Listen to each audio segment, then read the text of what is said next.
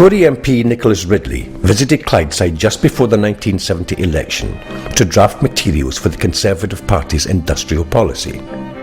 His secret report to the Tory leadership stated that Clydeside employers saw the UCS as a cancer eating into the whole industrial life of Clydeside. Ridley recommended bringing in a government butcher to cut up UCS and to sell, cheaply, to Lower Clyde and others, the assets of UCS. In June, UCS management told the government they needed £6 million to stave off liquidation. The government refused. The 8,500-strong workforce were facing the dole by Glasgow Fair.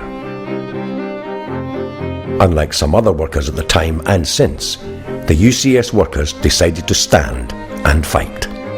They agreed they had to take direct action to save the yards as soon as any attempt was made at closure.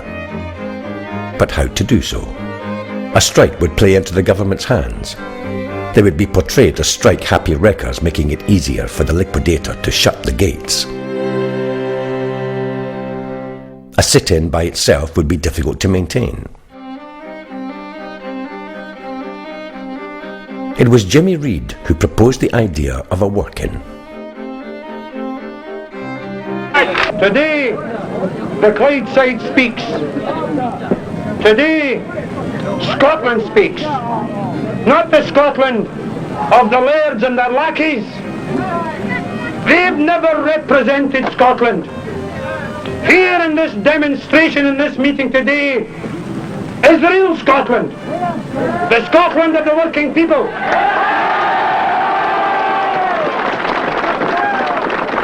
And no title, no rank, no establishment honour can compare with the privilege of belonging to the Scottish working class.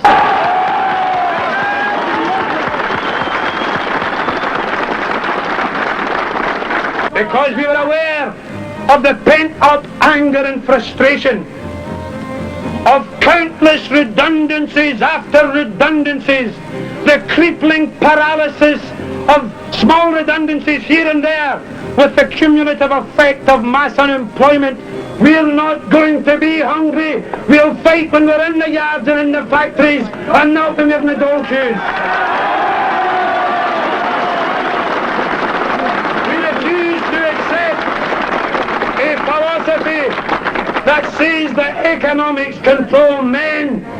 Men must and shall control economics.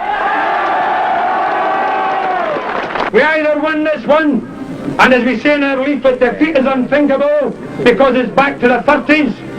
As if we lose, or we win it, and we reverse the whole trend and put the working class on the offensive, and I know that. They will never get us out of these yards.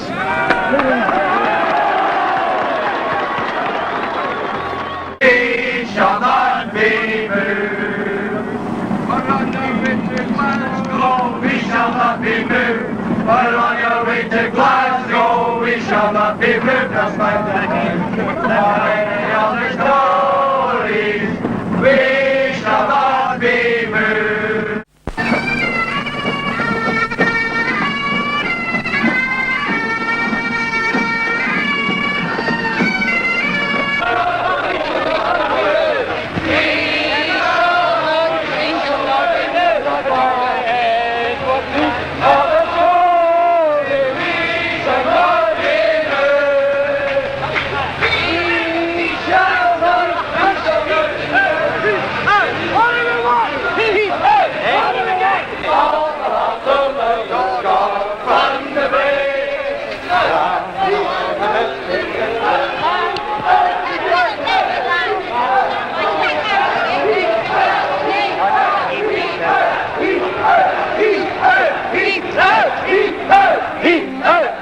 From the end of August, the government put pressure on the liquidator to step up the redundancies to hundreds a week.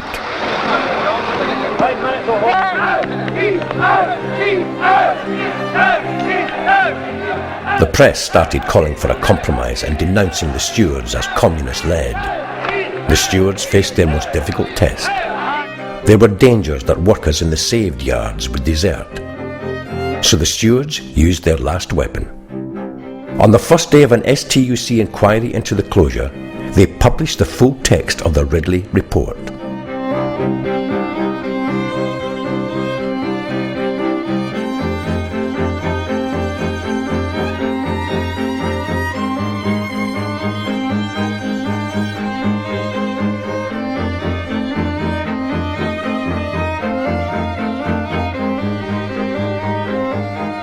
Public and press condemnation of the government soon followed.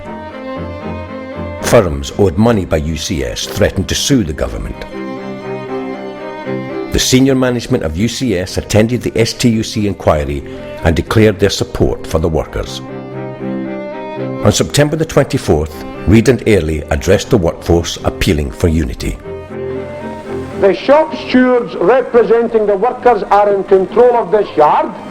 Nobody and nothing will come in. The workers backed the stewards' call to stand firm and fight to retain every job and all the yards. Leadership was retained in the hands of the stewards. The spirit of the Red Clyde was triumphant. I would like to take this opportunity in behalf of the UCS Joint Shop Stewards Committee of appealing to our brothers and sisters all over the country for not only financial support to sustain us in our struggle, but also moral support and support of a demonstrative nature. We're of the opinion that it is not only our fight, it is every working class families in this country's fight, the fight for the right to work, the right of a decent social and economic environment. And I think that we have got to learn lessons out of the momentous struggle that we are involved in, that workers, in the final analysis, must depend upon their own strengths and their own organisations and the democratic structure within industry. And basically, brothers, I'd like to finish on this note, with solidarity and action. Our fight is your fight. We will not fail you. Don't you fail us. Heath's key policy advisers told him that the stewards were winning support across the trade union movement. Worse still, they were isolating the right-wingers in the trade union on whom the government was relying to implement the government's new anti-trade union law, the Industrial Relations Act. The government's overall strategy was in danger. On the 30th of September, Heath authorised the managing director of his Quisling company to offer the stewards the third yard. The U-turn had begun. The stewards kept their nerve. They negotiated, but refused to accept anything less than the 4 yards. For the government, UCS was a major defeat. Ridley had to be sacked as Minister for Shipbuilding. The UCS victory gave the wider trade union movement the courage to defy and defeat the government's Industrial Relations Act. Conservative support in Scotland never recovered. The Scottish Trade Union Congress convened the Scottish Assembly in February 1972 to discuss the crisis. The Assembly brought together local authorities and representatives of trade unions, shop stewards and business. It demanded democratic representation for Scotland, a parliament. This would be a workers' parliament, said Jimmy Jack, the STUC leader. It was the beginning of the campaign that eventually led to the creation of a Scottish Parliament in 1999. The Labour Party won the 1974 election, pledged to an irreversible shift of wealth and power in favour of working people. The shipbuilding industry was taken into public ownership and finally gained the investment it needed.